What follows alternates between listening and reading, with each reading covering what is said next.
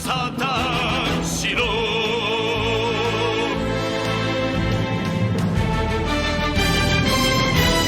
Hello, everybody, and welcome to episode 199 of the Saturn Studs podcast. I'm Kurt, joined once again this week by my intrepid co-hosts Peter and Jake.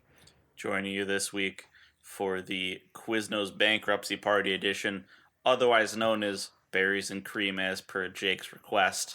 Yeah. I really wanted to start this whole episode just yelling like those little fucking gremlins in the commercial. The sponge monkeys. The sponge monkeys. They got a pepper bar. We are not the Hans. It's like this was that those. So we're talking about a commercial that came out in 2005 for Quiznos subs. If you just look up Quiznos subs, you'll fucking find it. The show is already super topical. Oh yeah. But like, this was the same time that the weird PS3 baby. Well, was this PS3 baby, or was this the PSP squirrel? Was that the same era? Well, PS3 baby was around the same time because PS3 launched in 07, so I Sounds think that, right. What is the 06, PS3 07. baby? Oh, you you've haven't seen never the seen PS3? that? I may have All seen right. it. I just forgot. It's a fucking baby doll, or like some Uncanny Valley CG baby Oh, in a yeah. perfectly white room, reaching out to the PlayStation think 3 you like guys it's have- the monolith in 2001. Yeah, I think you guys have showed me this. And it starts like laughing and crying. It's like, and like there's It is often cited as the most unsettling advertisement in the history of video games. Yay, good job, Sony. I have nightmares. It's a wonder the PS3 didn't sell very well in the beginning. Need to get off the feet a little bit. Where are we today, Jake? I don't fucking know, dude. We didn't watch a movie. We're coming at you live from someplace that rhymes with Cartesian grid. No, we're coming at you someplace that rhymes with Flatlanta, Georgia. That was the joke I gave to my Flatlanta. friends when I was in Atlanta, Georgia. What? I don't fucking know. Okay. Although it is weirdly relevant to what I've been up to recently, because I like almost finished with a podcast I've been listening to. Yeah. It's called Freaknik. It's the history of Freaknik, which was the gigantic spring break party from 92 to 96 around all the historically black colleges and universities in Georgia, or in Atlanta specifically. I mean, it went on for longer than that, but like it was just for many, many years. It was like a gigantic spring break party where they would just flood the streets of Atlanta and like party in the streets, party in like all the clubs and junkyards, just like in the parks. It was crazy, and I learned about it on that podcast. So, Jake, thank you for linking to my relevant interests. Yeah, dude. I knew it happened. I knew we'd find it. We'd find that connection somewhere. Although this is not connected in any fashion to our topic for today. No, not at all. No, not in the least, unless Hannibal invaded Georgia, like the European Georgia, and then we could play like 6 Degrees of Separation to tie back to strategy. I could talk also about Georgia. I recently bought a bottle of Tarhun. I need to drink more of that. It is lime green. It tastes like licorice for 5 seconds, and then it tastes like bubble gum. And it's a soft drink. Oh, It's weird. from Georgia. It is weird, but I European somehow like Georgia. it. You know what they serve a lot in the South? Because I go to the South a lot. Sweet Right. tea. Cherry soda. Like, Cherry soda. That's their shit down there. Cherry soda and like Like fried chicken. just like a soda that is cherry flavored, or cherry flavoring in other sodas that are otherwise not cherry No, flavored. just a cherry flavored soda. Interesting. What's the I what's don't know the if brand? I'd like that. I tried it once. I was indifferent. It was neither here nor there. It was like cherry Coke minus all the Coke. Carbonated cherry flavoring, and I'm like, all right, this is welcome to the South. even though technically Maryland is the South, but I'm like, It's the north-south. yeah, it's a north-south. There are parts of Maryland that are above the Mason-Dixon line, Yeah. I think. The southern restaurant I really want to go back to is Bojangles. Bojangles is You good. don't want to go to Scott Steiner Shoney's franchise in Georgia somewhere? I I think maybe Atlanta. I had the chance when I was in Texas to go to Whataburger. Whataburger. Whataburger. Your fat Whataburger face. Is that the new Hungry Burger Watt combo? It's What? Whataburger? Well, it's Whataburger. That's a Yu-Gi-Oh joke, kids. It's what a burger, but they all. It's like, haha, wow, Yeah, what a burger this is. We're familiar with Whataburger. Didn't we try to go there and when we went down to? No, that was with other people. Shit. Yes, Jake. I'm getting my senior design project confused with Columbus, we did not Ohio. get to go. Oh right, when you south. faced off against two branches of the Army and the Navy and came in third. Came in third. Commanding one other third out school. of 5 places. Yeah. The school didn't. That one school had no idea what they were doing. They should have dropped. Did that. you guys really? Did you? We did, cause but they changed the rules like twice during the competition, like before, like up to it, and they were like, "Oh, we had to build a robot." I'm like, you fucking idiots! Yeah, what, they just built like the inspection tool, and they're like, "We did it." Oh, that's so sad. Yeah, it was rough. Those idiots. Dumb idiots. Goddamn dumb idiots. They weren't thinking strategically. Where are they from? They're from Akron, Ohio, I think. Shout out to Akron. Akron, Ohio. You guys are idiots.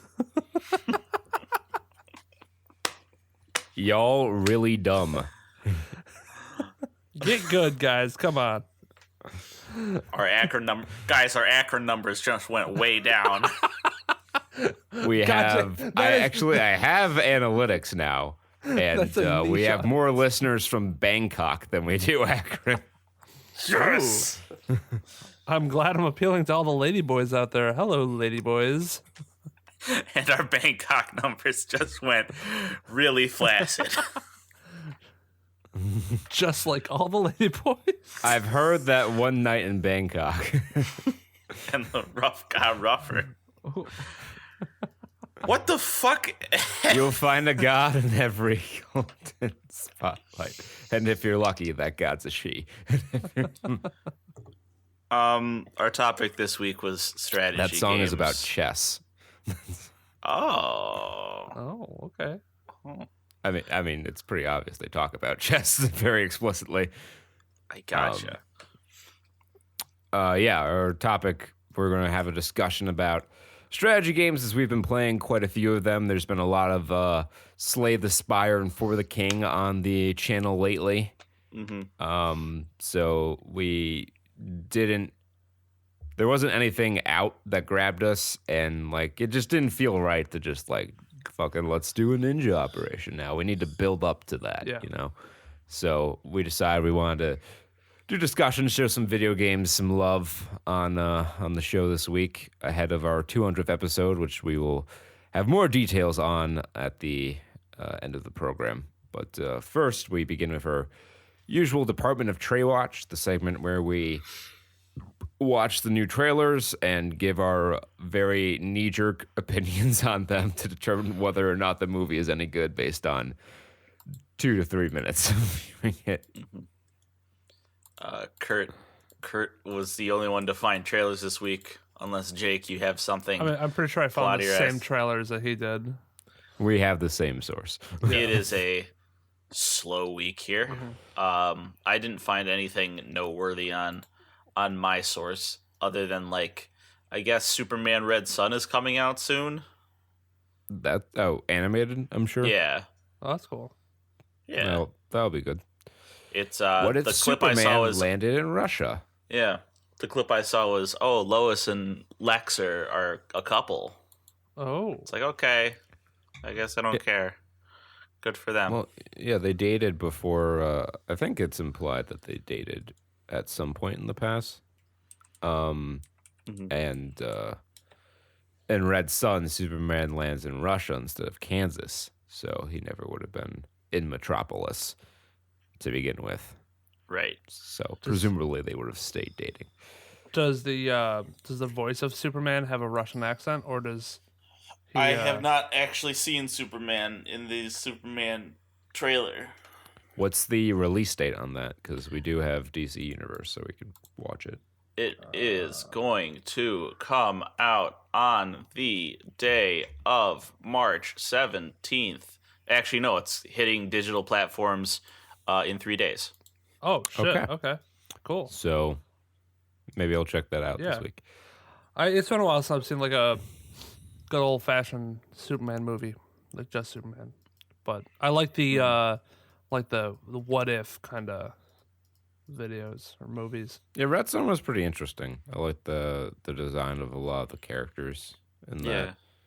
Here we go. So produced and directed by Sam Liu, Reign of the Supermen.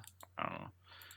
Script by DeMatteis from Batman Bad Blood and the Constantine City of Demons movie.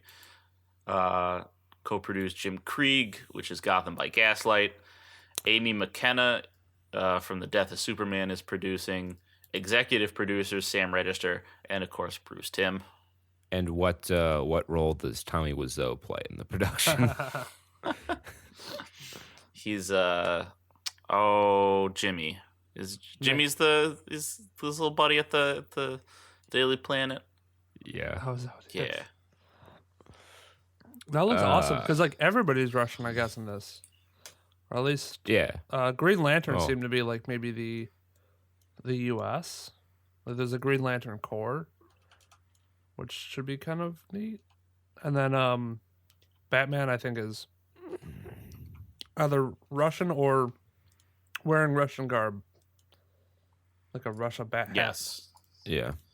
He's got a Ushanka. I do remember that. Like just from generally Red Sun media, it's like, oh, it's Batman, but he has an Ushanka. Yeah. I want that hat. It is. You can probably read it if you're a DC Universe subscriber. It's a 3-issue limited series from 2003. If you search Red Sun on DC Universe, it might come up. So we have some other like actual trailers to talk about, including Jake. Why don't you talk about this wonderful thing to go see with your mother? Oh yeah, this wonderful mommy-daughter movie to see on Mother's Day. And I can tell Kristen this on Mother's Day. You should go see Run. It's a beautiful relationship story between a mother and a daughter who is disabled, and they go through all this strife of how the daughter feels how she's a burden on her mom. But then there's a weird horror twist to the entire story. She's like getting told by her pill bottle to run. And there's like mental delusions. And at one point, she probably faces, I think, one of our biggest fears, and that's not having internet connection. That is the scariest part of this trailer. They made a point to be like, no internet connection. And it's just like, oh, how? This isn't possible. Oh God, yeah, it's silly. Well, it apparently starts off fucking awful with like the mother looking at a preemie baby in like the like Clodo tank that is in every hospital. Clodo tank. Isn't that what they have in Star Wars where they put you in that liquid? I think it's a Bacta tank. What is Clodo tank? What am I thinking about? What is Clodo tank, Jake?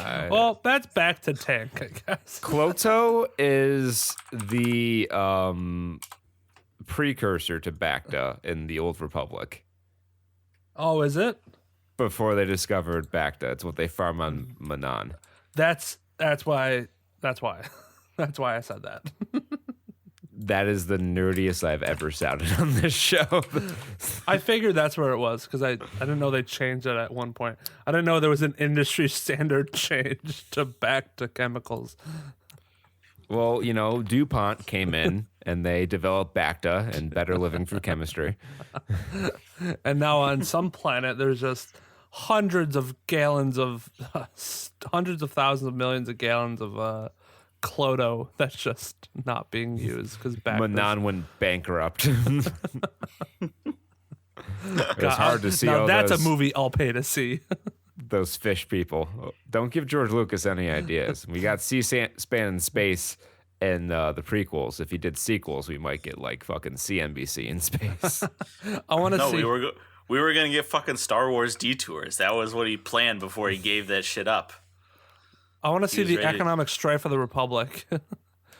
Wait, wasn't it going to be a fantastic voyage, like Body Wars style? Oh yeah, he was gonna do a fucking voyage into the bot. Yeah. That was one of them. He was also gonna do a one of his like as a TV show instead of the Mandalorian. We could have gotten, which may have been somehow good, is the another TV show, like a live action TV show about Coruscant as the Empire is taking over, and it would have been like a gritty crime drama, I like that. Interesting. Yeah. like Oh, yeah, the seedy underworld Yeah, of. we talked about that thing. Yeah, you saw that screen test. That's what the sequel to Han Solo is going to be like. I'm feeling like a star. You can't stop my shine. I'm Han Solo. I'm Han Solo. Han Solo. That's all I can think about when I think about Han Solo now. Man. All 3 issues of Superman Red Sun are available for reading on DC Universe. Fantastic. Awesome. Go check it out. Yeah, alrighty. So Sarah Paulson, who Peter and I couldn't place, but we have since discovered was the psychologist or assassin, as it turns out, in Glass. Oh, and- okay, yeah. She's been in other stuff like 12 Years a Slave, and apparently she was in Abominable and American Horror Story, which I think All right, so she's got a pretty good track record. a lot of people have been in. Yeah, I mean, this is she's definitely got that face that can be kind of creepy looking. Bitch, you got that face. Scares children. Let's have you be a mom. Yeah, yeah. Speaking of moms, a woman who is not fulfilled in her life, possibly because she wanted children but doesn't have any, decides to embezzle money from her small Scottish town to buy a racehorse because she needs a hobby. This is the trailer for Dream Horse. It's very inspirational. Dream Horse meet Real Horse. This is the Nightmare on Elm Street Dream Horse, where Freddy is a horse. Sharp Hand Joe. Yeah, Tony Collette. Oh, sorry. Keep going. I just I was struck by inspiration, and I forgot there was one trailer that we should have we need to talk about. Peter had We'll a talk brain about it blast. at the end. Fucking Jimmy Neutron over here. Brain blast. Tony Collette plays actually, I guess from the summary here, they're Welsh. But she plays a Welsh woman who works in a grocery store and, is bored with her life, doesn't have anything. A very economically depressed community from the looks of things. And then there's a guy in town at the bar who she overhears talking about how he used to own a racehorse. And she's like, there's an idea. And then they come up with a scheme where everyone puts in $10 a week for 2 years to buy a racehorse. And then they call it Dream Alliance because it's their dream and they're all in it together. And then it Nice. It races, and I'm guaranteeing at the end of the movie, it breaks its legs, gets shot, and turned into glue. I really hope that is the ending. There's no way that horse lives through this movie. Yeah, that or it loses first race, and they're all like downtrodden on it, and they're like, "Oh, this is sad. Our horse lost," and then they train it, and they have a Rocky montage of having it run. And- I guess I don't know how to train a horse. And It's it wins a middling amount of, it's pretty good. It's not great, but that means they can make hundreds of thousands of dollars on it for being a middle, like a second rate stud. Yeah, Not like a top stud, but still a really good stud. And they just be horse farmers, It's a fluffer stud for horse milkers. Horse milkers. Have you ever had horse milk? Have you, Jake? No. No. Why would anybody have horse milk? That's crazy. It's probably got proteins. It's Why probably would anyone fairly lean. have cow milk? We're not baby cows. No, we're not. So I would never have horse's milk. horse pop? That's why I milk Kristen. Gross. That's Vitamin really D. not something that's going to be on the show forever. You You don't realize? have to pasteurize it. She's clean. Jake. So Jake, what you're telling me is that your girlfriend has a child? I hope not. Well, you realize that the women just don't make milk for the sake of making milk, right? Well, then we might have an issue. Jake is a secret dad. Is that what Jake, that crying was? I need to know that you knew that. Of course. Have you had the sudden course. urge to wear Skechers and crack open a cold one? No, No, New it's Balance. New 2.5 men after work? Yeah, it's New Balance, Pete. It's New Balance and high white socks up to the middle of your calf, like I used to wear in elementary school. And Wrangler jeans. how's your mower? Do you have to fuss with your mower every weekend? Usually. To start. But once you pop the choke on it and put some fresh oil in it, you're good to go. Sounds like some dates I've had. Well, we know what kind of parties Peter goes to. Pete with the grand slam. Boom! Oh, speaking of dads, Jesse Eisenberg is... Motherfucking Jesse Eisenberg. What if living in a suburban home was a fucking nightmare? Well, in this piece of nonfiction, we have a second trailer for Vivarium. This is the international trailer for Vivarium, a documentary about the lengths millennials will go to for home ownership. True. Yeah, we talked about it before. It's the creepy suburban neighborhood where they raise the demon baby that's going to turn into the real estate agent that sold them the house, and then he's going to trap another couple in, and that's going to be the end of the movie. So yeah, not much new footage in this international trailer here. It's still not sure how to pronounce his co-star's name. We're still operating on the assumption it's a Mogan Poots. Yep. And Well, I'll say that until I'm proven otherwise. it's like what we called Dr. Geisha Geish, and he never corrected us, and everyone else said it Geisha, and we never once thought maybe we're the ones who were wrong. That son of a bitch called me Jacolo, so I don't care. He called you Chicolo? Yeah, did you ever hear about that? No. He No. was passing back like tests or homework But or something I'm like that. definitely calling you Jacolo now. Yeah, Oh my no, a God. lot of people called me. I think it was my ex. My ex called me Jacolo for the longest time because she thought it was hilarious. Because I guess I wrote my B sloppy at the end of my name. So if you can imagine writing a lowercase b with like Right. maybe the Not connected the yeah. bulb and the tall part. the tree trunk. Yeah, I don't know The what line. Yeah, whatever. The circle and the line, let's call them. Well, it's not a monkey tail, so I'm trying to think of how I was taught how to write a B back in kindergarten. Yeah, so I guess I didn't connect that, or it looked like they were two separate letters. So he was like, Jacolo? Is there a Jacolo here? And I'm like, I can see you raising your hand, and then he just smiles. He's like, "Oh, I think he said okay." the last name, and then I'm like, me? He's like, yeah. What class was this? Oh, I don't remember. What class did you have with him that we weren't also in? I mean, granted, me not remembering it is plausible because I went to class so seldom, but Peter was always in class. Yes, because we had chemical processing. That was it. I remember with you and him.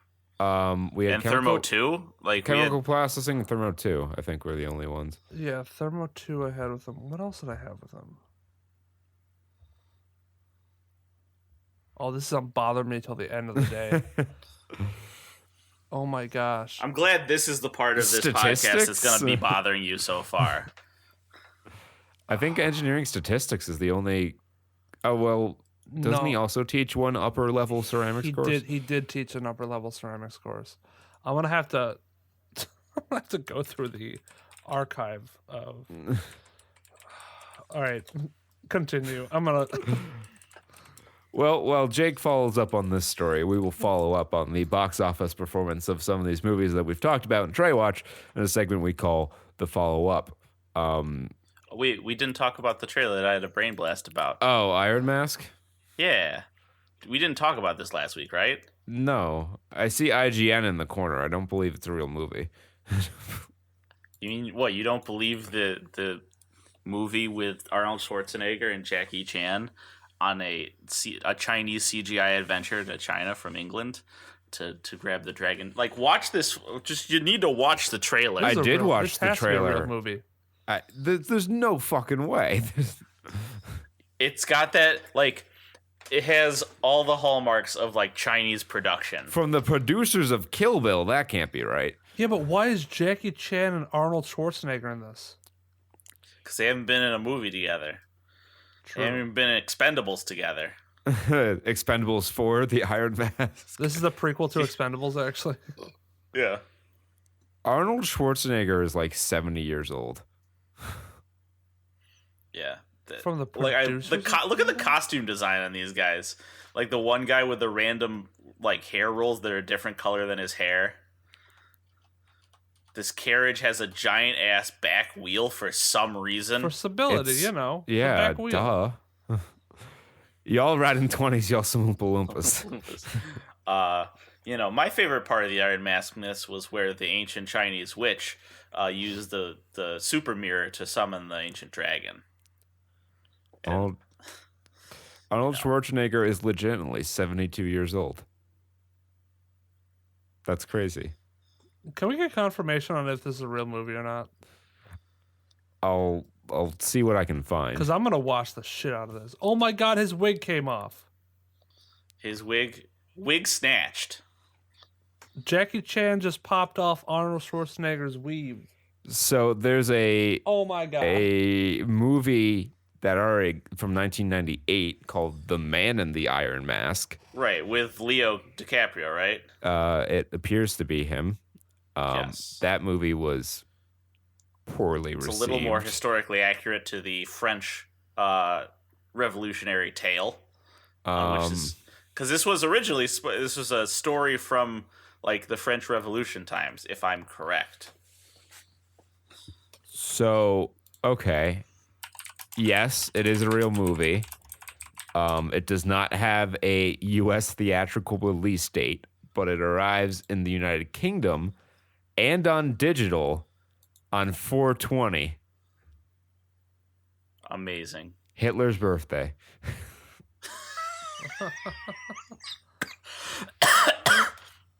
Chad, is that you? I guess this is as good a fucking time as any. Just to, so this was So I'll give you a little historical backup here to compensate for the silliness that was this fucking trailer that's full of goofy CGI and like an ancient Chinese dragon plot.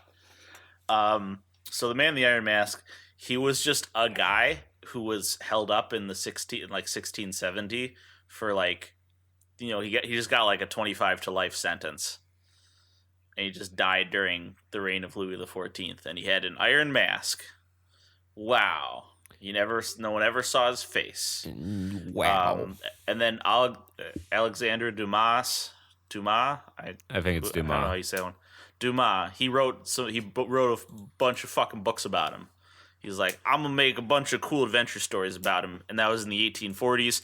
And because it was a work of fiction that happened in the 1840s, it just like it's like fucking cocaine up the nose. It was just a straight shot to the cultural history of Europe and America. Because if you took a shit in the middle of the Industrial Revolution, they're like, oh, lumpy shit. That's exactly the way everything should be forever. Like, I swear to God. Like, you look at anything that old work, any like classic work, and he's like, oh, it's just something someone did in the 1800s, because that was when big newspapers could pop out, and everyone could have wider access to information. You could just print a shit ton of books and stuff. So, I mean, the printing press was invented in the 1600s. yes, but it's very interesting if you look at how much of in the Romantic period, if you look at how much fucking media is considered it just instant classics, how much of it comes from that period of time. Well, yeah. That's my 1800s rant. Thank you for listening. All right. Well, after that detour, we are back to the follow-up.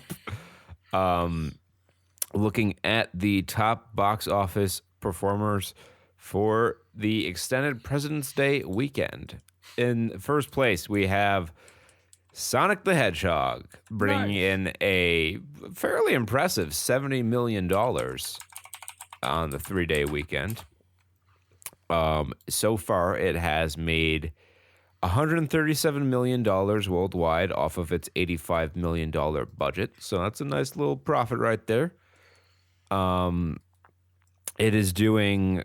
We gave it a positive review, but let's see what other fake media outlets have given it. It's got a 63% on Rotten Tomatoes and a 6.9 out of 10 on IMDb.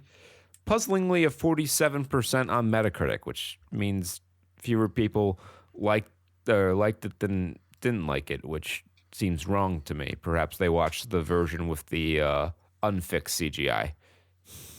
Perhaps. Maybe they watched Cats instead. They thought it was a Sonic movie.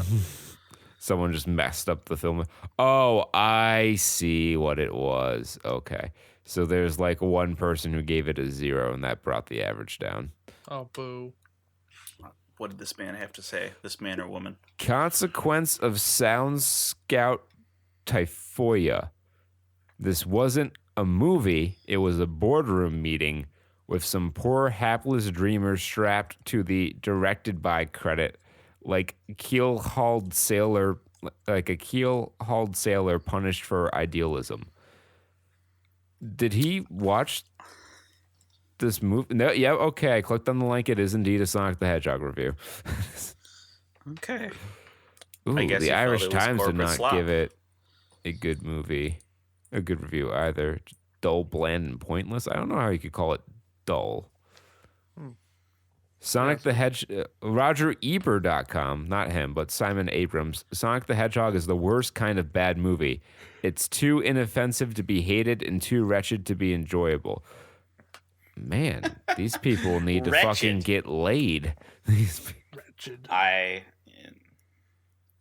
Interesting takes. I'll leave it at that. User score of 8.5. So audiences liked it. Right. I mean, I wouldn't call it a shining paragon of cinema. No, like I said, it was not wretched. Is it the greatest movie I've ever seen? No. But it's not bad, and that's probably the best you could ask for a movie about Sonic the Hedgehog, a guy who runs fast. Harley Quinn Birds of Prey, I refuse to say its old title because it is too many words. True. Was in second with a $19.7 million take. Good for bringing its worldwide total up to 155. So interestingly, Sonic the Hedgehog in 1 week made almost as much as Birds of Prey did in 2. Oof. Good job, boy. Get them rings.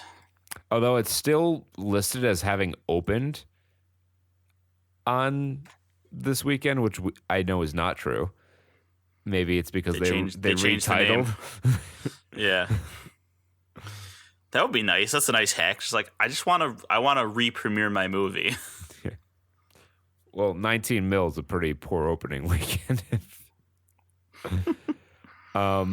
Fantasy Island, which I think has to be our spotlight picture because who asked for the horror remake of Fantasy Island? Nobody did.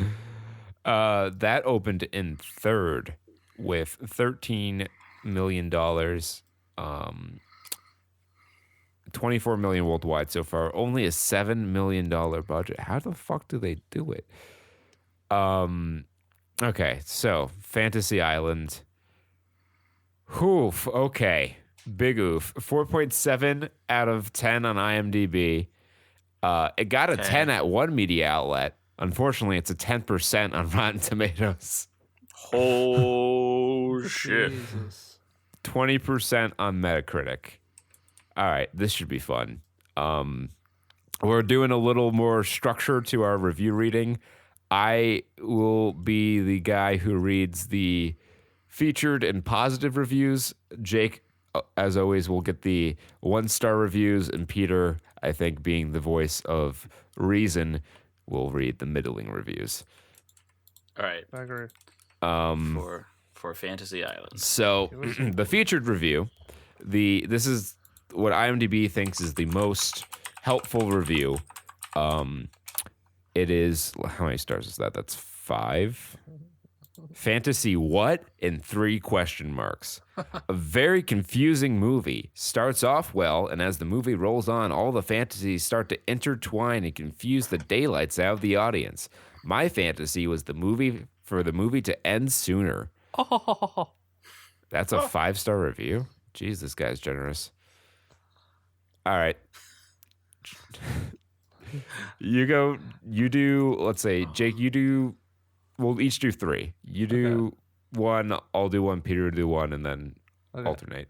I'll do one. All right, I'll do it. Here's a 1-star. No, it's got a very simple title. I like it. No. No. Is that also the body of the review? No, I wish. Bad movie. Bad movie. Go to your room forever.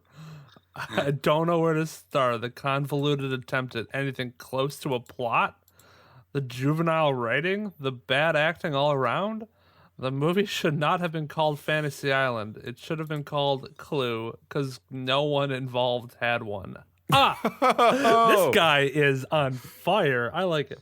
However, I do credit it a first in life, as in the first time we in the audience had a conversation with the show of hands just how bad an experience this was. It was like Lifetime and the CW had a baby, a horribly disfigured baby. Please spare yourself. Don't watch it. It's too late for me. But if I spare just one of you, maybe my sacrifice is worth it. Dang, dude. This guy did not like this movie. Okay. I got one. What I can tell you, ghost emoji. I can recommend typing in Portia Doubleday into Google Images. She looks great. That actress was in this movie. I can remember her from the portion I know about. I was screen chatting my longtime buddy Jessica Salzone. She was wearing the golden earrings. She started talking about Fantasy Island in depth, something I didn't want. But that's okay, because I was staring at her wrist. Basically, from what I can remember, a T-Rex leaves a jail cell and finds himself fully illuminated by the sun in a Denny's parking lot. Fantastic. I don't know what this guy was talking about. Yeah, what? But that is a 10-star review that 13 out of 50 people found helpful. I don't know about you, but I did. I sure did. I know everything I need to know about Fantasy Island from this review. I know. I feel sad that like the 5-star reviews are all like mindful and like measured. Well, that's why we give them to you. Hooray! I'll read one silly one, and then I gotta read like probably an actual one, because I can only find a silly one. So from Here to Stay, 19849. Fantasy what? Question mark? I think that's the one I just read. A very confusing movie. Starts off well, and as the movie rolls on, all the fantasies start to intertwine and confuse the daylights out of the audience. My fantasy was for the movie to end sooner. He did it too. He did the that joke too. Was it the same? But was that not the same review that I read? Was that the same review? I think it was. That was a 5 out of 10. Yeah. Oh no, I think that's the one I read at the beginning. Oh, okay. Well, then I'll read an actual one.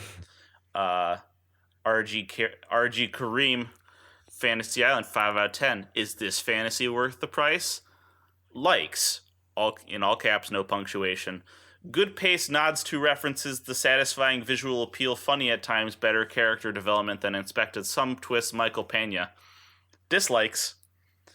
Most characters still shallow, plot twist is okay, how random the island's gimmicks are, the sudden change of plot, how forced the comedy is at times, the rushed ending, not scary. The verdict. And then this one's in like actual proper grammar and punctuation here. Is this movie as bad as a 22 on Metacritic? I don't really think so. The Fantasy Island falls into the trend of making a superficial movie that hauls all the gleam to attract you with little sustenance to keep you nourished.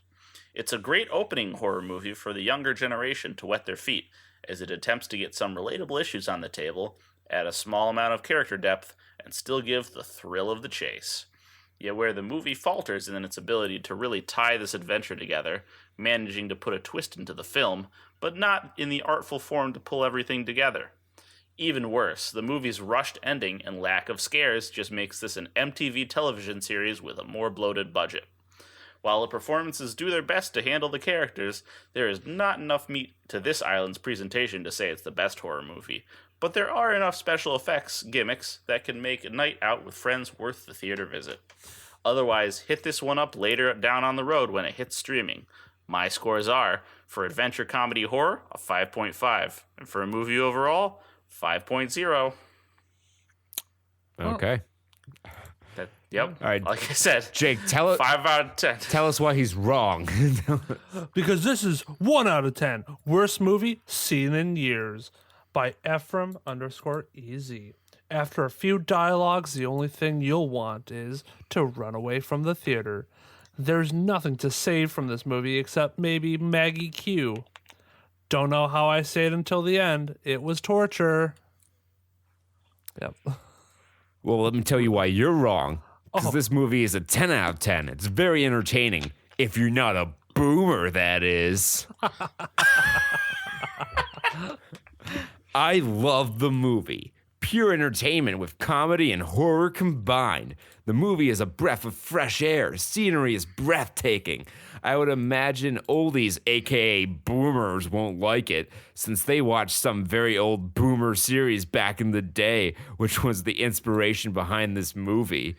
Lucy Hale was great in it. The movie is jam-packed with plot twists. You would never be bored. Must-see movie this month. All right, close this out, okay. Peter. And from Psycho, 7 out of 10. Jokes and tropes. I like them. Not as bad as some reviews say.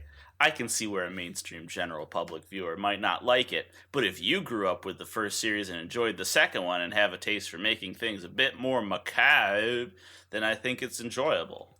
I mean, of course it was corny and had some bad jokes and tropes. So did the source material. I liked the intertwining that they did. Thought it added a lot. It's Blumhouse, for God's sakes. What did people expect? Blumhouse isn't going for Oscars. They're just here to entertain us. And I was entertained. All in all, it was a fun way to spend a couple hours on a day off from work. I will say I used a gift card that I'd won for my admission, and I had a free popcorn on my Regal card, so I only paid a couple bucks for my soda. I think if I paid full price, though, I'd still be okay with it. If you're iffy, just wait for a rental. That is the really greatest funny. review that has ever been run on this program. Just the matter of fact of like, yeah, you know, it was a free movie and like discount and everything, so it's pretty good. I like how he felt the need to disclose that in his review.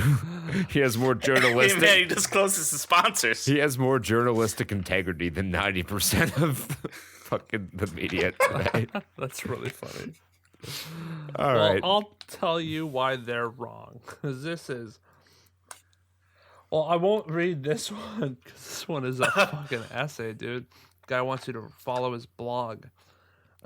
Forgettable bad movie. Terrible acting, uninteresting characters. What a waste of time. It's a dumb concept for a movie. No one gives a damn about the characters. A total dumb movie with nothing interesting. Bad directing. Unforgivable bad performances. Actors were awful in this movie. Don't waste your money. So I guess if you don't have to waste your money, go see it. There's not even horror in this film. The storyline is boring and all messed up. The movie doesn't. What? Wait, this movie doesn't worth your time. Ah, grammar. That movie doesn't worth your time, guys. Don't go see it. You know what? It just doesn't worth my time. Yeah, it's that. If it doesn't worth your time, then why even bother? What are you even doing? You know? What even doing? Come on, guys. All right. And Disney 11024 said that this was 10 out of 10, one of the best in years. I'm going to make this a short review. I was curious when I walked into this movie after seeing all the bad reviews it's been getting, so I sat down at my local AMC in Burbank, and by the end of the movie, I was surprised how much I loved it. This movie is not for everyone, and I can see why it's getting hate, but I feel like moviegoers these days can't enjoy a good little horror film. It's a monkey paw story. Don't take it too serious. Go see this movie and have a good time. You won't be disappointed. I want to throw in one last one here because just the fucking headline alone cracked me up. 10 out of 10. Better version of Truth or Dare.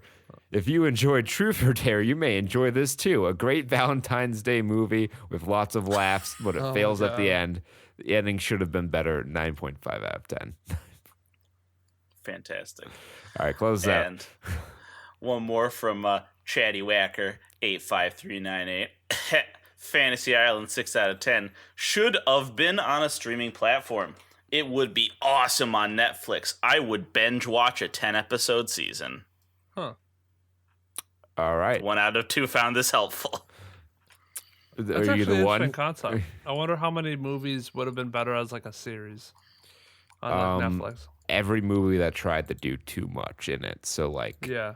Zack Snyder's Watchmen. Oh my god, if Suicide Squad came out on Netflix, I think it might actually be good. I wouldn't have had to watch it.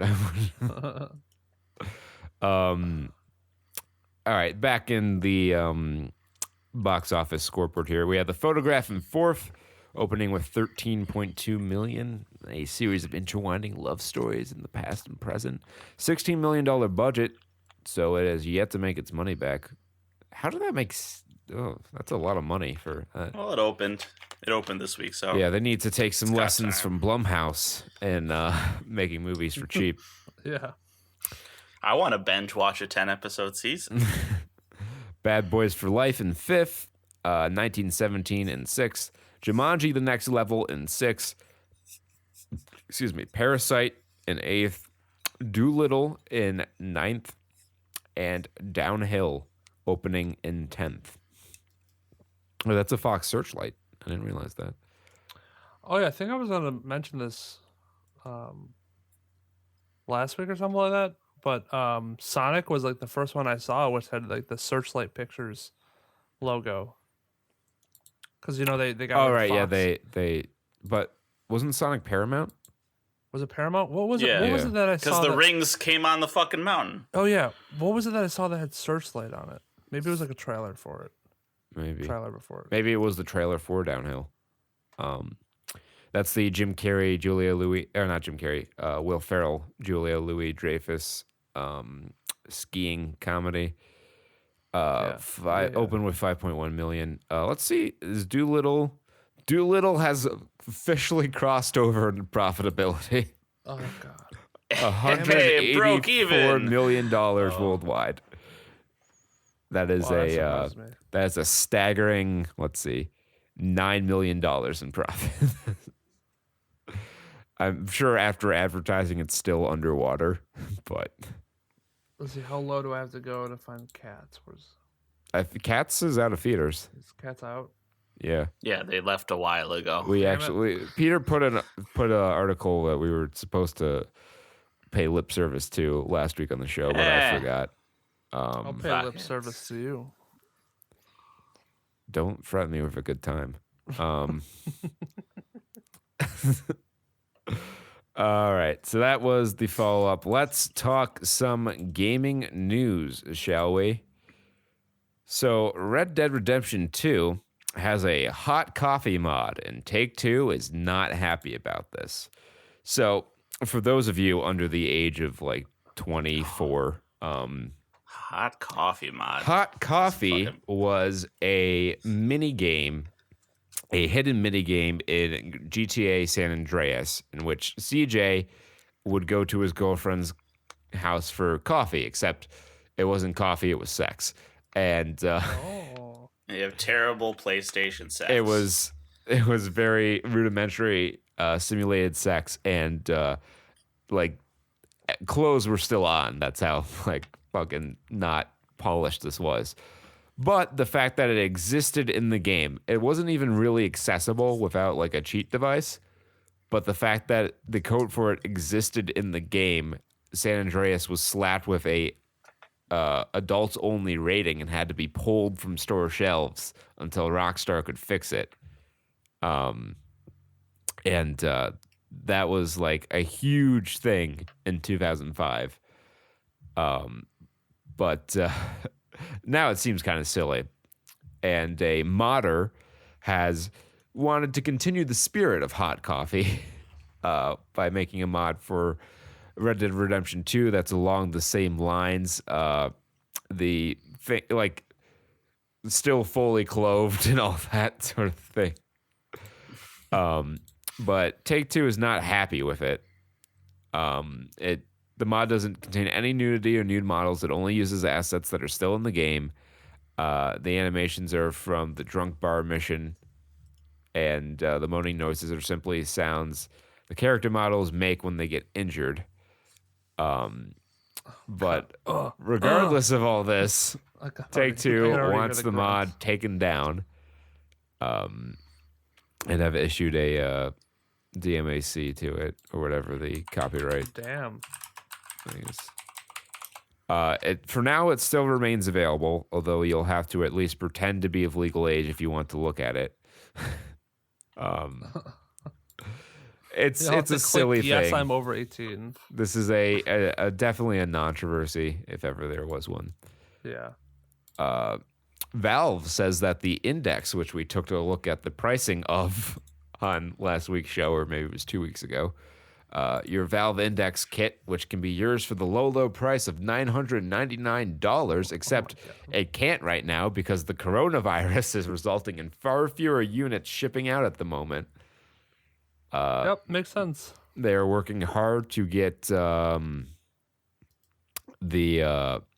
stock up in time for Half-Life Alyx's release, which will be coming March 23rd. They're, again, a spokesperson from Valve said that they are hard at work to meet the demand of the Valve Index and they want to reassure everyone that Index systems will be available to purchase prior to the game's launch. The coronavirus is not the only, I should say the Valve Index is not the only effect on the gaming industry the coronavirus is having, as both Sony and Facebook have pulled out of the game developer conference set to take place in San Francisco. I think San Francisco, right? Yeah, or Bay Area. Sounds right. The Game Developer Conference is supposed to take place March 16th to March 20th at the Moscone Center in San Francisco.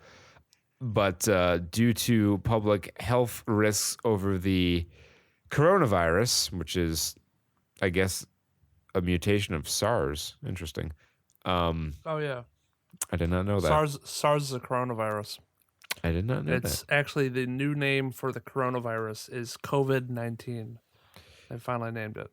Yeah. That's what I see. The virus SARS-CoV-2, which causes COVID-19. Yeah. Yeah, so the coronavirus, despite like my understanding just being like the flu or less lethal than the flu, is causing all kinds of havoc in international commerce. Yeah, and I think the issue is because coronavirus in all actuality is less lethal than the flu, the common flu. But I think it's because people don't care as much about the flu is because a lot of people get vaccinated for it. They get the flu shots. There's defenses you can take against that. There's not a whole lot of defenses you can take against the coronavirus. They're also they also don't know a whole lot about it. So the two concerns are it being able to be spread airborne and how long it can stay like in the air. Like if you cough, how long until that cough cloud or the particles there is not going to be contagious. And then the other concern is when you do get infected with the coronavirus, they're estimating about like a 2-week period where you are contagious, but you don't show any symptoms. So people walking around thinking they're fine and traveling and doing whatever, they could have it and they could be spreading it the entire time. So that's the scary part. I think a lot of it is that we just don't know a whole lot about it. Yeah. We know a lot about it, but we just don't know some of the major causes. So it's getting blown out of proportion for yeah, sure. like I mean, it's always the thing, right? Like with the original SARS, everyone was like, "Oh my God, SARS!" And if anyone was suspected of having SARS, like in a hospital, they had to like quarantine everyone and all that, and it turned out to be a big nothing burger. Like, I'm not dismissing like a couple thousand people have actually died of this, and that's sad, but of the like 200 something thousand cases, it's a very low mortality rate. And well, the thing is that the people who are dying are old people and babies, and like it's people who don't have an immune system or don't have the immune system built up, so they can die very easily because it causes, I believe, pneumonia and respiratory issues. So that's what's really killing people. And I mean, you have a huge population in China of elderly, and when you have places like Wuhan, which is like the size of New York City, that gets shut down or that had, just been going day to day, business as usual, while there was like people who are infecting others with this coronavirus, it gets pretty scary. So like it spread like wildfire over there. That is a scary part, but I think they did a good job in containing it. And the very few cases that they got outside of China, they're nothing issues because I think that people were healthy enough to fight it because they're traveling. So it's like they're healthy enough to travel. yeah, none of the people on that cruise ship, those poor people on that cruise ship that were quarantined for forever, none of them, I believe, died. Yeah, no, I think there's only been a handful, maybe even less than that, of cases in the U.S., and those were people who were caught almost immediately after landing in California. So they, had a very limited time of exposure to contaminating other people. So I do think we're fine. Oh yeah, like Yeah, you're It's not just- gonna it- die. The coronavirus isn't gonna like wipe out Earth's Yeah. population. it is. The interesting thing is how much this is affecting like economics and like I know, we're that's talking the about now, crazy the gaming thing. industry is that we rely so heavily on China in a lot of things. I went to a supplier because I travel around, and they're asking if you're not even allowed in the building if you've been to like mainland China. It's been the timing of it has been pretty poor because in addition to the coronavirus, like the big spread of the coronavirus was like right around the same time as the Lunar New Year. Yes, And yeah. like just China has been shut down. Like a lot of the production has been shut down for weeks. Yeah, because everybody was going to go on vacation Yeah. and they were going to go travel, and I think they caught it like before a lot of people left, but still, people go on early vacation still can have it. It's all of this stuff. A lot of variables to this, but I think for the most part we're doing a pretty good job at containing it. And the WHO has put out, considered a global emergency, so they have the funding to, because everybody gets freaked out when they're like, "Oh my God, the World Health Organization." The WHO is run by some of the biggest hypochondriacs in the world. Well, so when they call it a global emergency, that's allowing them to get more funding and to open up communication a lot better. So they did it for that reason. I don't think they meant it to be like, okay, this is really, really bad, so we have to make an emergency. It's an issue that needs to be taken care of as soon as possible. So by considering it an emergency, they allowed access to sharing information between different countries and sharing research and directing funds differently, so they could allocate resources better. So I think they did the right move in calling it an emergency. It's just I think it freaked out a lot of people who didn't know what that meant.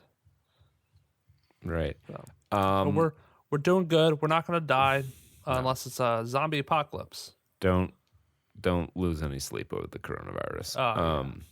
Drink a Corona instead. Yeah. Alcohol Apparently, kills the alcohol coronavirus. actually. Alcohol and heat. So I Mexicans can't be are fine. infected with the coronavirus because my apartment is always fucking hot as balls, and I drink heavily. Hot toddies are the cure for the coronavirus. Hot what? I need hot toddies. What's a hot toddy? It's a hot few toddler ounces. that you scoped out What? at the No. fucking local No. toddlers and tiaras No, pageant. it's an actual delicious drink for cold. What? oh yeah, give me some hot toddies. I gotta like those have gotta be stings, right? Like all these child beauty pageants, they Oh, gotta yeah, be pedophile 100%. stings. Like I know they weren't always sunny, right? I gotta imagine that's how it all is. I know from experience. You gotta sing a song about how we don't diddle kids. Frank, the fastest way to get people to think we diddle kids is to sing a song about how we don't diddle kids. I show up to those toddlers and tiara events being like, hey, where my hot toddies at? Ooh, girl, you look like you're 4. Too old for me. And here I was going to talk about a delicious mixed drink. What's in the mixed drink? So it's a hot toddy. So it's you take a shot of bourbon, Yeah. couple maybe however much bourbon you want, and you top it off with steaming water. Oh. And you put in some simple syrup and maybe you put a little cinnamon on it, and maybe a little nutmeg. Garnish it with a lemon, and you have it sitting by the fire on like an evening. Interesting. It's very effective for getting the hot toddies to take their clothes off.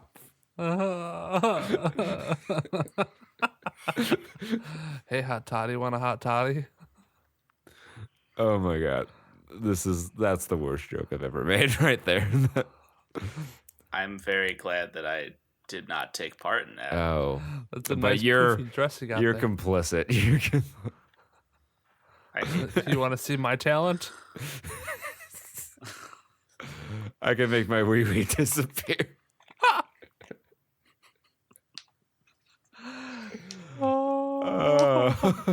Why do those mothers put their daughters through those things? I don't know. It's terrible. It's terrible. Pedophilia is terrible. As the soft The works, Saturn Studs do not condone pedophilia in any way. I shape, feel or like form. we're reaching the point where we need to put that disclaimer in. Last week we reported how Activision Blizzard has removed a lot of their games from NVIDIA's GeForce Now streaming service, which apparently actually works pretty well, much better than Stadia from what I have seen. Of course, you need a little stronger hardware to run it than Stadia, but maybe that's part of the reason why it runs better than Stadia.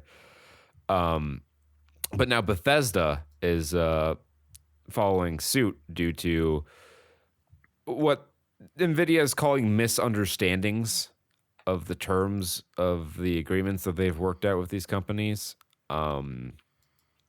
Every game that Bethesda has on GeForce Now has been pulled except for Wolfenstein Youngblood for some reason, which is still accessible.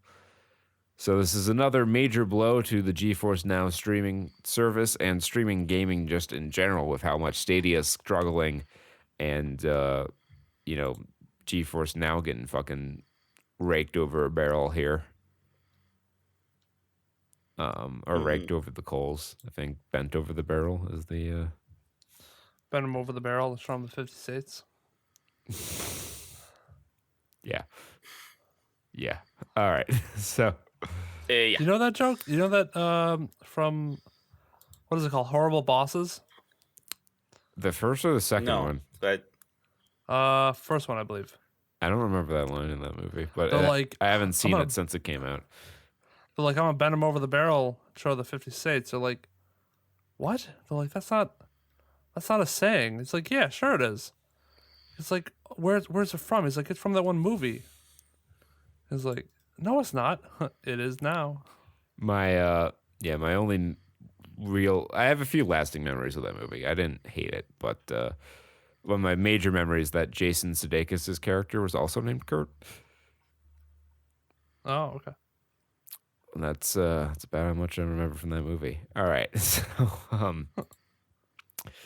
I don't really have anything else for gaming news. It was a pretty slow news week, and somehow, miraculously, probably due to our discussion of hot toddies, we're right on schedule. Hot toddies and the coronavirus. Hot toddies and the coronavirus.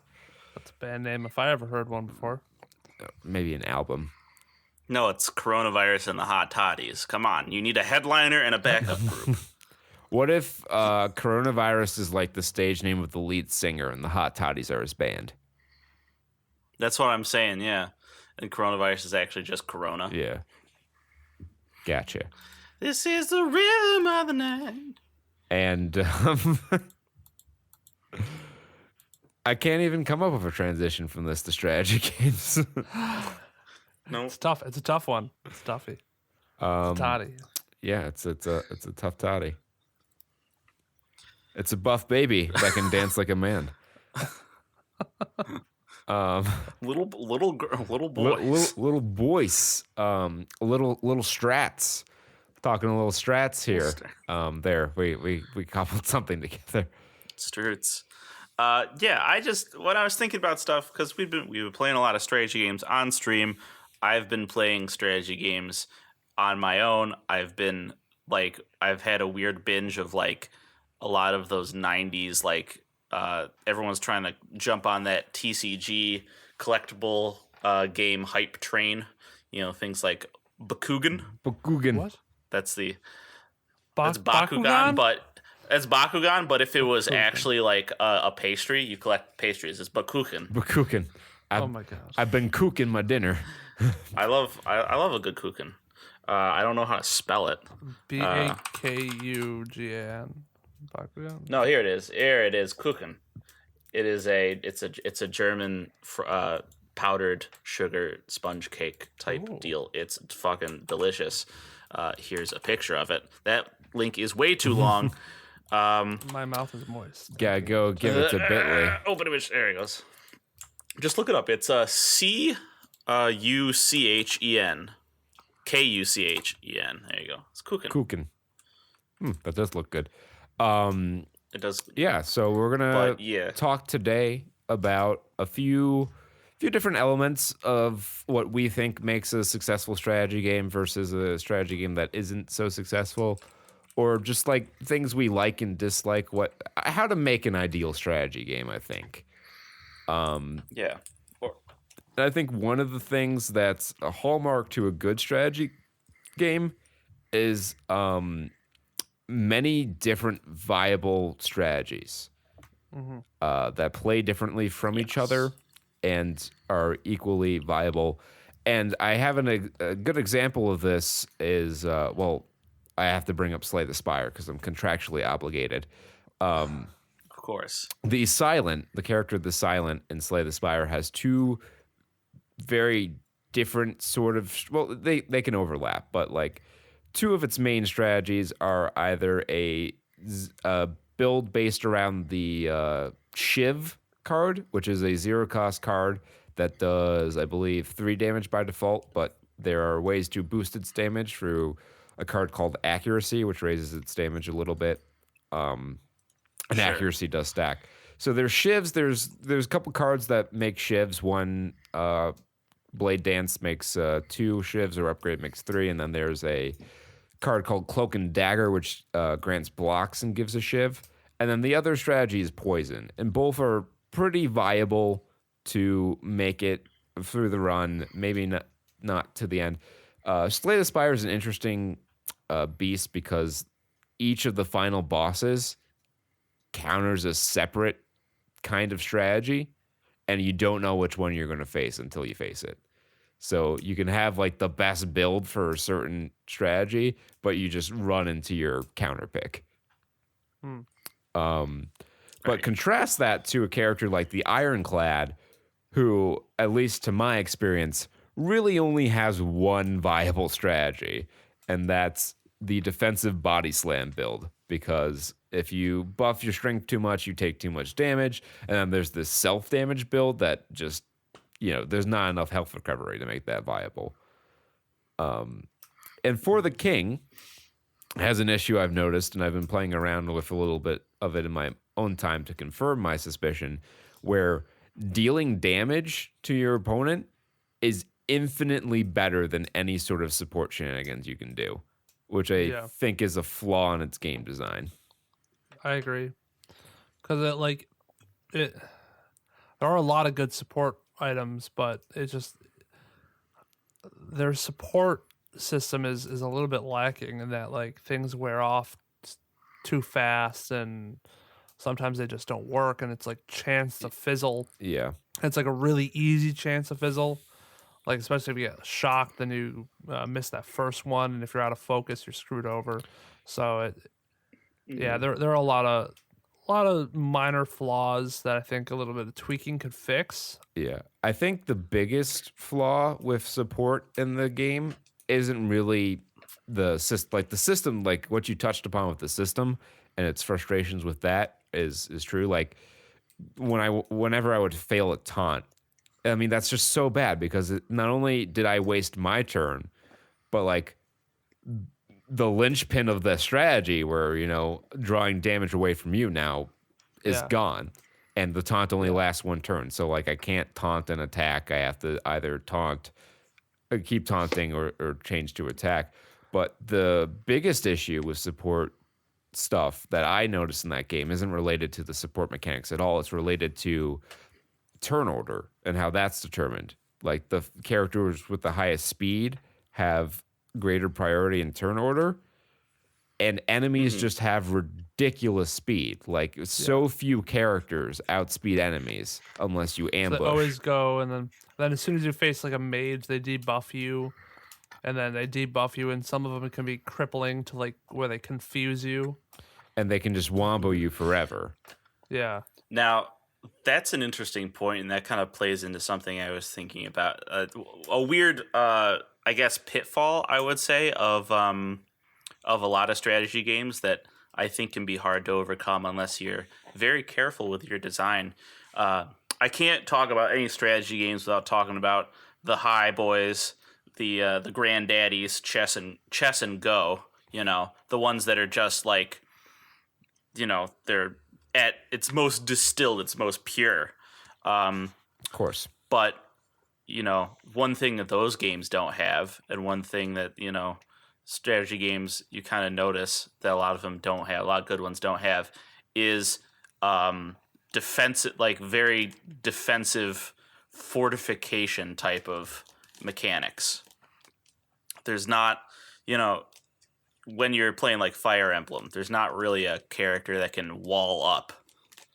There's not a lot of that, because I think when you're building a strategy game, the defensive build, you need to build it as like a denial type of strategy. You need to, especially if it's not just a card game, because there's like two families of strategy games I see majorly. It's space based, where you have your pieces interacting in a physical space that space is an important aspect of the strategy, and you have like card games where there's no physical space. It's just the card versus card. It's just right there. Right. Contents of your deck and how you build it is what matters. Right. It's all about the interaction. So I want to ask you a question. Yeah. I mean, with card games, maybe what you just said is maybe you had that more in mind with these spatial sort of strategy games.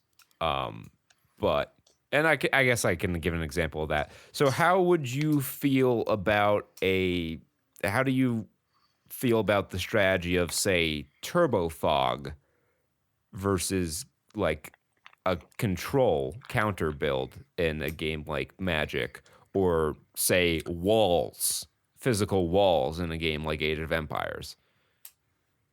Right. I think there's a lot of overlap there. I guess I'm not saying that one is it's restricted to it, because I was thinking about Magic myself. Turbo Fog is essentially a denial strategy, because if you can compare it, Turbo Fog versus Wall Tribal, right? Right.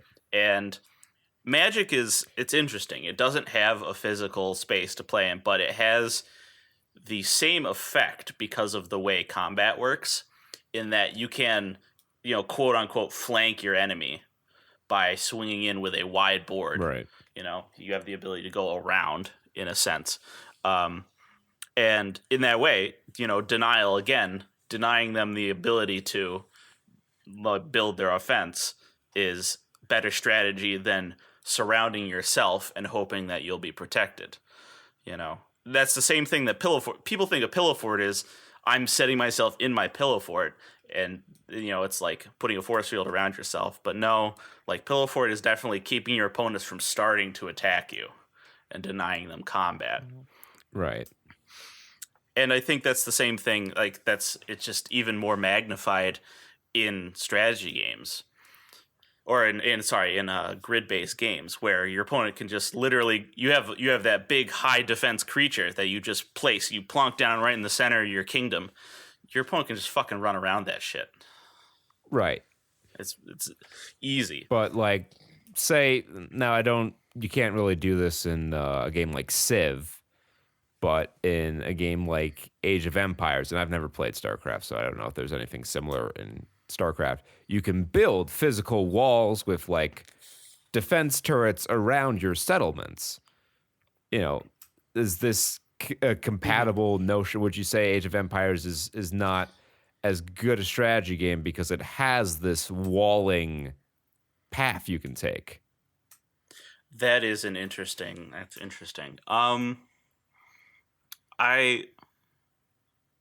is a defensive option. I think those kind of things play more into the idea of maybe traps, and traps are that's one of the big advantages of strategy games, is using that aspect of hidden information. Yeah. Even if turrets are open information, right? It's something you can place that punishes your opponent, doesn't just stop them. I like myself some good laying traps. It's always a great feeling when your opponent stumbles into that shit. Yeah.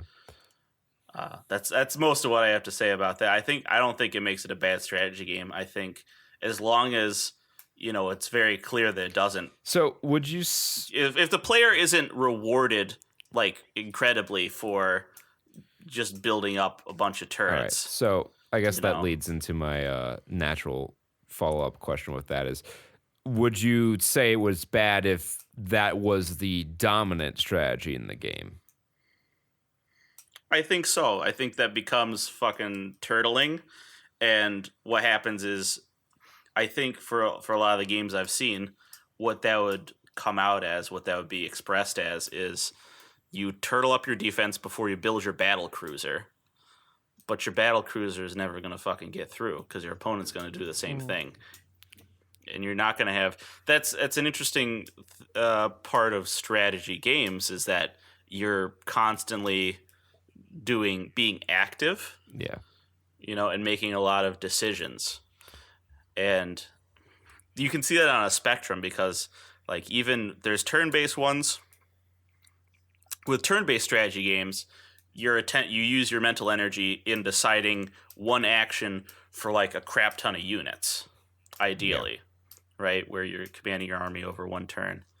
But then there's like real-time strategy, or moving all the way into...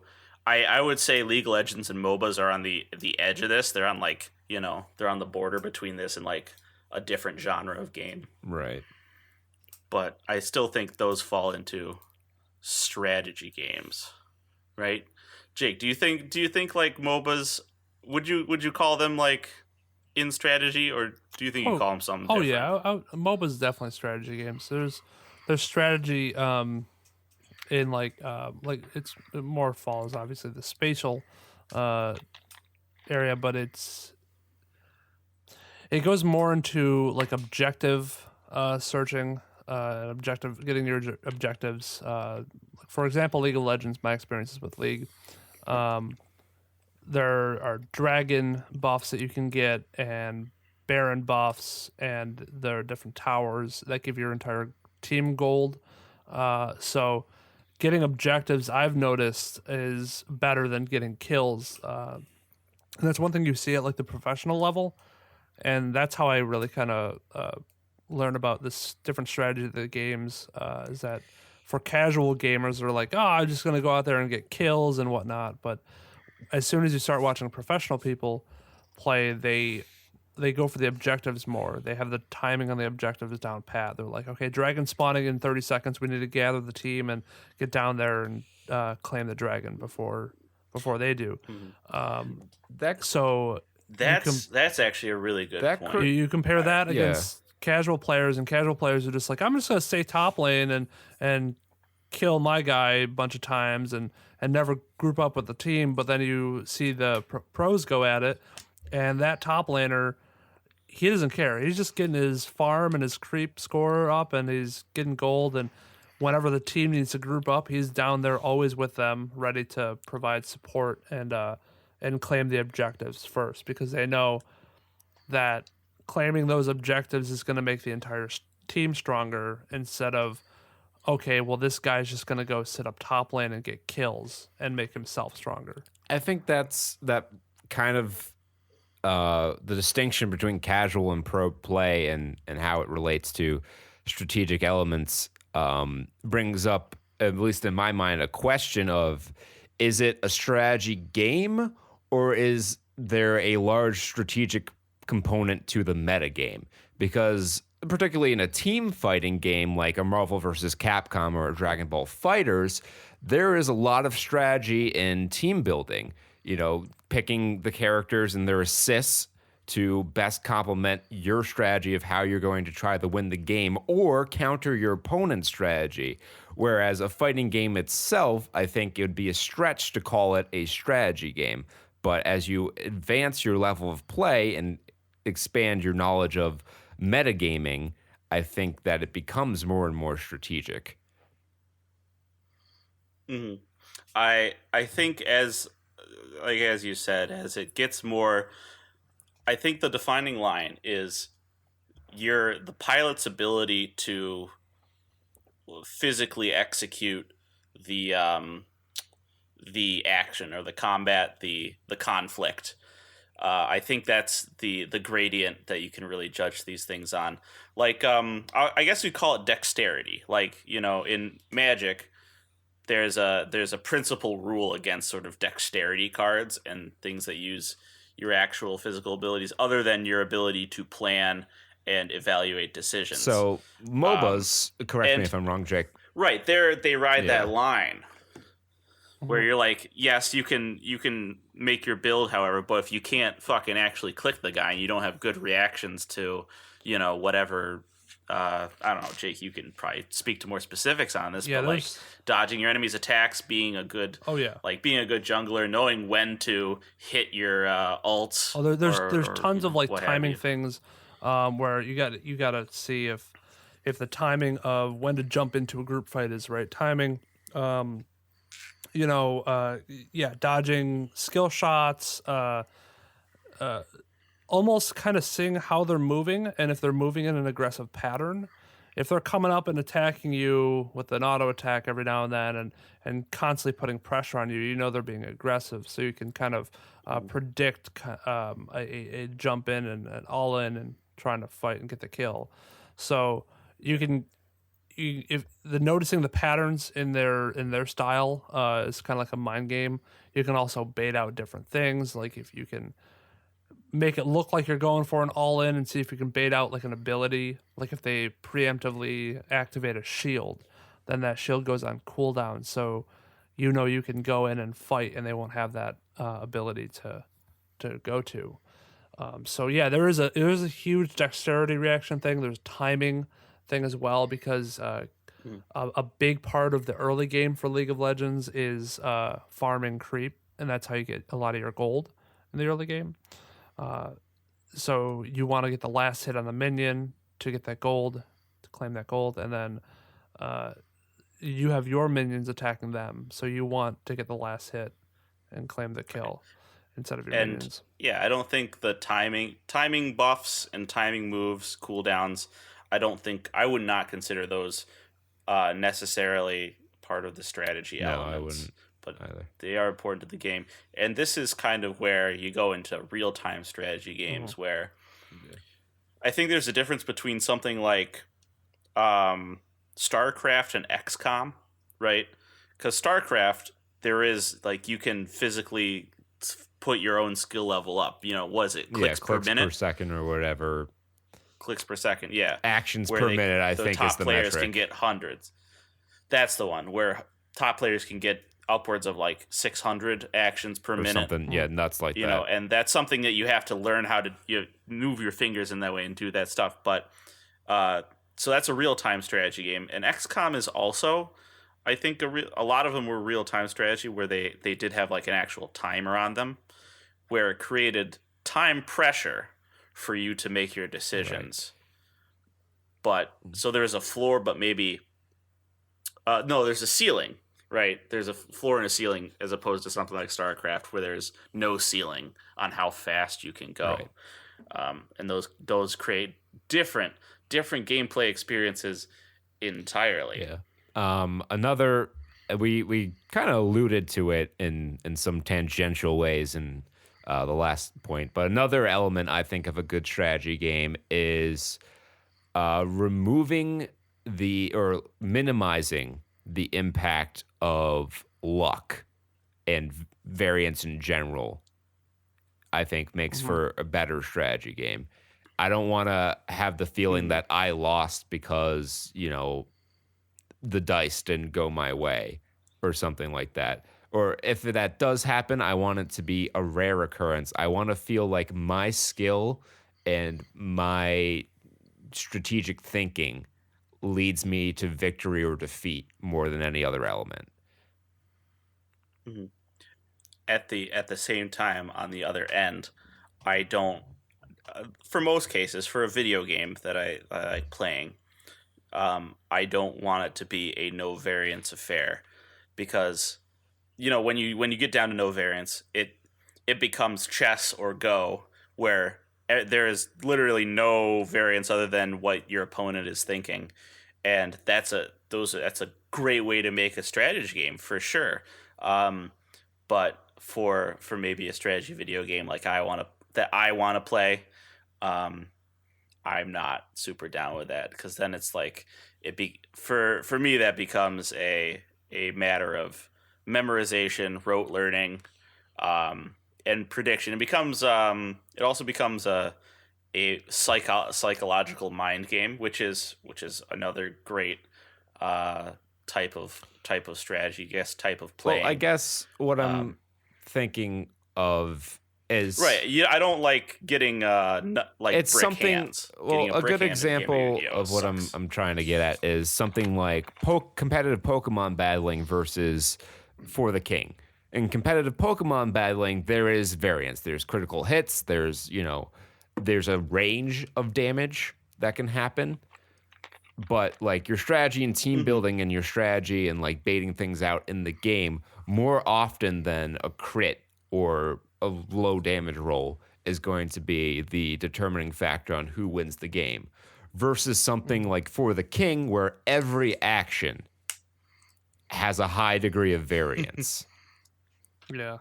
I'm not trying to knock For the King. I'm just saying, as a strategy game, that it has elements that I don't think make a great strategy game. Right. Like, that's too much variance, in my opinion. I wonder if, I think For the King might be trying to shoot for the role-playing game aspect very hard. Yeah, it's definitely a D&D sort of experience. It is a D&D sort of thing, but it's like, I don't know, where it kind of changes is there are buffs, but I don't know. So in D&D you have stats that are based off you have different I guess like your survival skill. you have different skills that are based off your stats. So your survival might be based off your Constitution. I think constitution or dexterity, things that are based off those, and then those add modifiers to whatever you roll. So you may roll shitty, and roll a 10, but okay, well your survival or your athletics is +6, so it's really a 16, and that's more than enough to make you pass. So you have like you basically have like a 50% chance to do whatever you're gonna do. So unless you roll really poorly, then so I think like if we're doing For the King, if we compare it to like For the King, it doesn't have that element of like. Well, it has an element where I think it's just really high. You do have modifiers. Stats. That's like the your thing. stats. You can go up to 95%, so that a roll in that stat has a 95% chance of being successful. But it's different. A 95 chance of being percent chance of being successful is different than having a threshold you have to reach with a modifier added onto it. Yeah. I don't have like a fucking like Excel Monte Carlo simulation analysis of which is better. That's exactly. That's the thing is like it.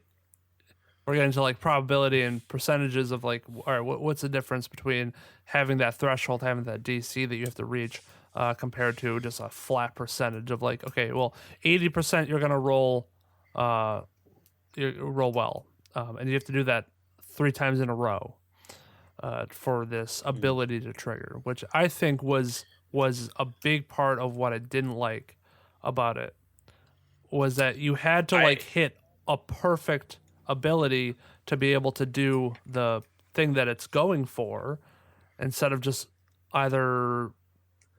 So like bring it around to like your taunt ability. Like I think a better way to do that would be like, okay, if you do a perfect, 2 perfect rolls in a row, you're gonna taunt for 2 rounds or something like that, or twice as long.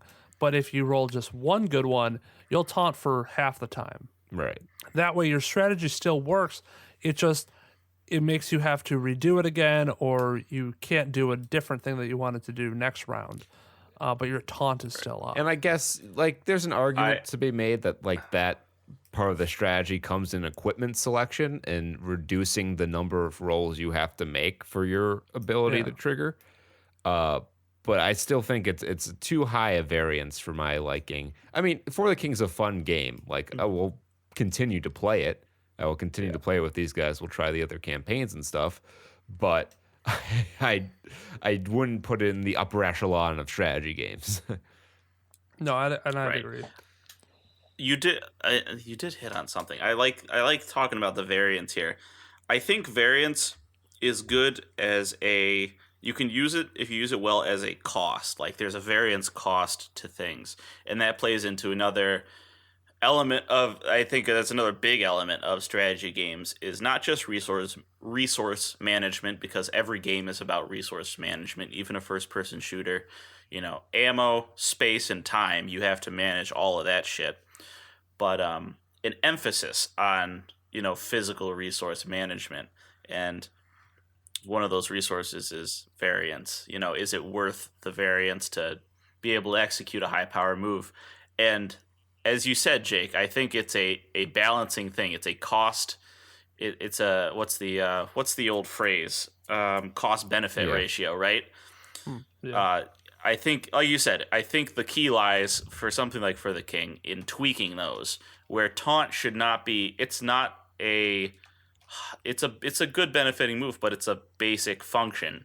It shouldn't be tied to a high variance. So like attacks, if you don't roll a perfect attack, you just do less damage. But if you don't roll a perfect taunt, the taunt fails.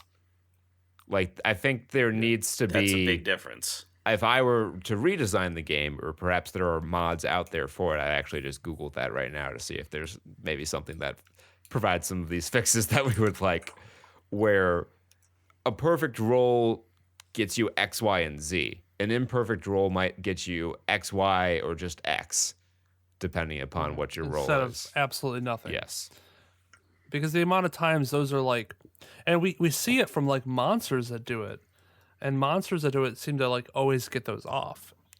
the amount of times a monster's rolled like 5 perfects in a row to get like a group AoE whatever confusion or something like that is bonkers. That's it just salt seemed like it farming. just had it all the time. Like they have a higher percentage to get those rolls, and meanwhile they're already basically immune to all these different things, and we can't touch them. Yeah. And they get to go first. Yeah, the turn order wondering if too they- makes that, even worse because missing, like having an empty turn where you don't advance your strategy or do damage or advance yourself towards winning is so detrimental in that game because of how turn order works. And I really think they should have kept it a little bit more like D&D, the way D&D does it, where they do it as initiative. Yeah. So at the beginning of a battle, you all roll to see who goes first, and in what order. Mm-hmm. And in that case, it'll be, we all roll. Yeah, they have an element of that with like ambushing, but that's a roll for one stat. And, like there are other You have mechanics to that You that have are 3 characters in the game, and you want to be able to coordinate better. So you almost have to leave ambushing up to one person. yeah. I mean, maybe if we had assigned roles, for specifically for everybody to do, like if I was always going to be the ambusher because that stat aligned to my role, so we could ambush more frequently.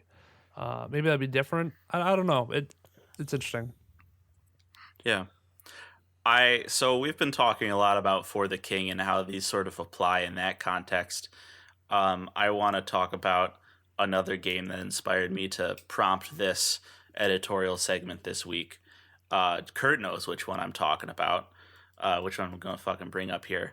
But I've recently been playing Dungeon Dice Monsters for the Game Boy Advance, and I've been enjoying it heartily. Now, Dungeon Dice Monsters, I think it's pretty well designed, at least the Game Boy version. Yeah. Even for all it's like, in principle, it could be the worst thing ever. There's so many pitfalls you can fall into because everything you do is dominated by dice rolls.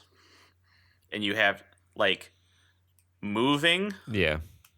attacking, defending. Like if you don't roll well, your characters, you just sit there with an empty board and nothing happens. Yeah. That's But the like if chess and Go on one end of the spectrum, Dungeon Dice Monsters is on the opposite end of the spectrum. and yet the way they were very clever about how they put it all together and all these things we talked about, defensive strategies not being great, variance being problematic, and player input not being a major factor. Like somehow Dungeon Dice Monsters eschews all of these because Dungeon Dice Monsters appreciates the variance cost. Let's start with that, because in Dungeon Dice Monsters you have 4 levels of monster, and to summon those monsters you roll your dice, and to actually summon your monster you have to roll the summon crest or the summon face on your dice.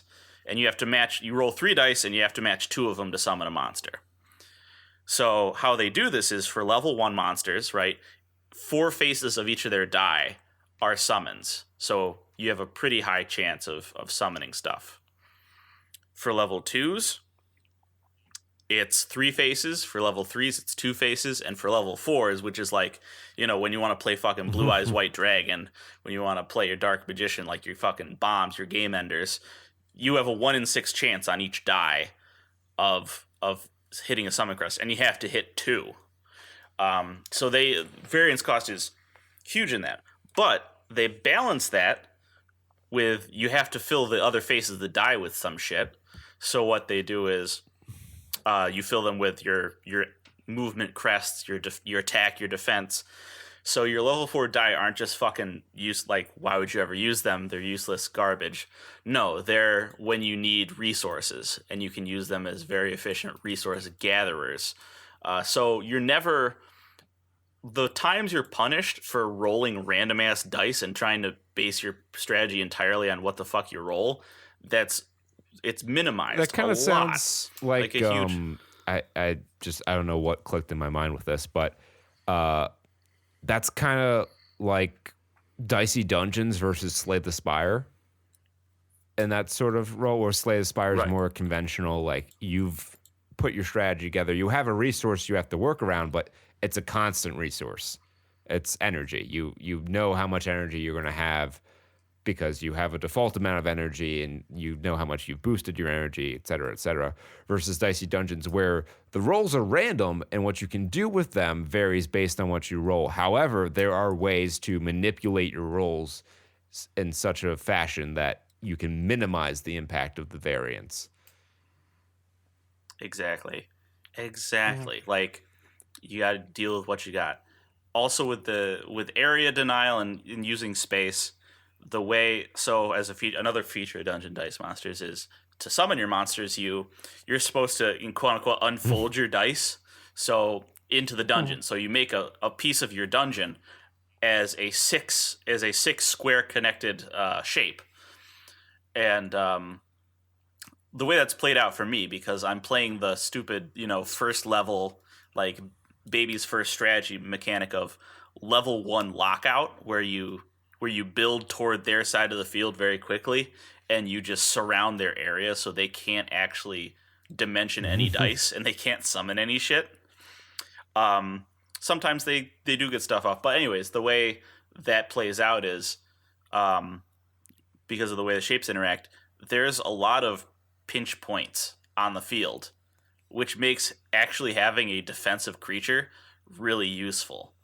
I've many times I've parked my fucking ultimate cocoon in front of a fucking a choke point, and it has like 40 defense, and his little petite dragon can't do shit because it was going to get his ass wrecked. Meanwhile, I got a strike ninja that can move 3 spaces for 1 movement crest, running around on the flank to stab him in the ass. So I've enjoyed. Needless to say, I've enjoyed this game greatly. And because your opponent has the same variance you do, I'm never I don't know. I'm usually never salty, very salty. The only times I've ever felt like oh god, this is not going my way is either very early in the game when you need to summon your first couple monsters, and you just don't get those level 1 summons, or very late in the game where you're just trying to farm crests, so you're using a level 1, a level 2, and a level 4, so you can't summon anything, but you're getting a bunch of different resources, and then you roll all summons, so it's oh, I can't summon anything, but that's the only time I've ever crit failed playing Dungeon Dice Monsters, which is ridiculous to think about, considering how it's just pure RNG for all your actions. Dungeon Dice Monsters, I think it's low-key great game. Low-key great game. I put it on your VBA, turn off the music, get a feel for the controls, and wait, what? And just play Why it turn a off little the bit. music? Is it music bad like J-pop? It's pretty poopy. Oof. No. Let me see if I can share with you. I'll find the track on the OST. Dungeon Dice Monsters OST. Dungeon Dice Monsters, the Game Boy game, also is I'll go to YouTube. Is also a very good system because in the English version of the game, you just have 12 standard dice that you use. But in the Dungeon Dice Monsters Game Boy game, each monster has its own special dice that have different amounts of crests that you can roll on each face. Let's see. Dungeon. So you can really customize your whatchamoots. No, not near win. I don't think I can find the final boss music. But here, I'll show you the so this is when your opponent's down to 1 heart.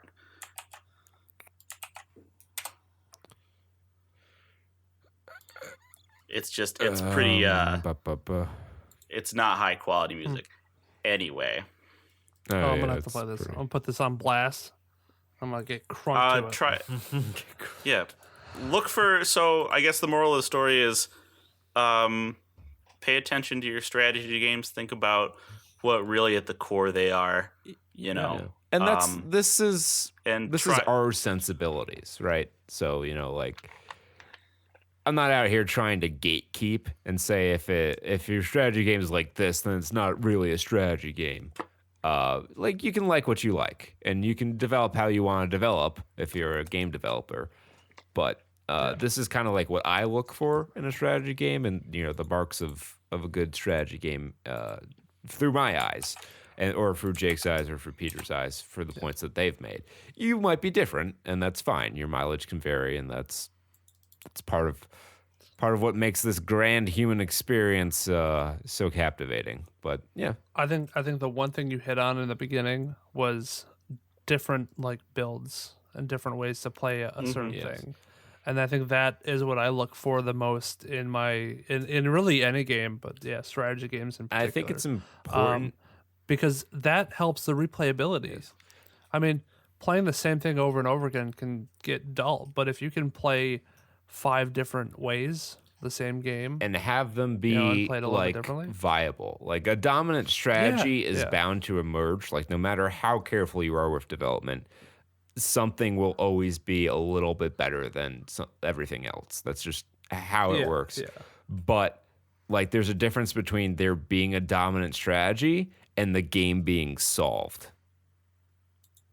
I think the way we see that every single year is when the new standard rotation comes out for Magic, and you see what's really winning in like pro play and stuff like that. Standard versus modern is a good example of this, because the top deck in modern shifts because the metagame, like, there's enough time for the metagame to develop and people to find other strategies that can kind of work against the meta in a certain way, versus standard, where it's such a limited amount of time that if a dominant deck like comes out, the format can like feel solved because there's not enough time for it to develop.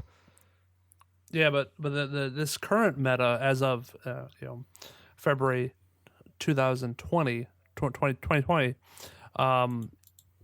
it's really healthy. There's a lot of different meta decks that work well. Now, we did find, obviously, there is going to be one that's dominating more than others, but, I mean, I watched the Mythic Championship, and the last game came down to the very last match. The final came down to the very last match of then there were 2 very different decks. What did top 8 look like? Was it pretty diverse? It was decently diverse. I mean, you had Azorius Control that ended up winning. But you had Fires of Invention that did really, really well, and that's what Azorius Control won against and made it to the last match. But you had them going against all different kinds of decks. I think Fires of Invention was a little bit more popular, but you had a couple things. You had like Mardu Knights, you had Red Black Sacrifice decks. I love. I think you had banned enchantments. Be there as some of the banned expert. One of the, yeah, so you had some pretty interesting combos. All right, I think we had a nice little discussion here. Went off on some benders, but I think we stayed focused and got what we wanted to get across. Sometimes the boys just want to sit down next to a nice fire with a sip in a glass of whiskey or a hot toddy and chat with you. I like we can do this now. Babies. Like when we first, Peter and I used to do this a lot. Like I'd say at least 40% of episodes were editorials versus reviews. When we brought Jake on the show, he needed to get his feet under him, and reviews were easier for him to approach. But now that we have all at least 2 years of experience doing this, it's a little easier to do these editorials, and it's nice to break up, review, and talk about some other stuff. But that was episode 199 of the Saturn Studs podcast, available on all major podcasting platforms: Apple Podcasts, Google Podcasts, Spotify, pretty much any app that you can listen to a podcast on, we are on. Coming up next week is episode 200, our leap day, probably one of like maybe 2 leap day episodes that will ever exist in the show. Because not only does it have to occur on a leap year, it has to fall on a Saturday, which is, not likely. Fucking Very difficult. Like For the once so every we'll savor 28 it. years, I think that happens. So, Oh, really? Sounds about right. if my math checks out. So we will be foregoing some segments. We are truncating them so we can have both our review, which we will be taking a look at the Mario Brothers movie. After having reviewed Sonic, which could be the greatest video game movie of all time, we will review what could be the worst video game movie of all time that also features characters that leap. Ha.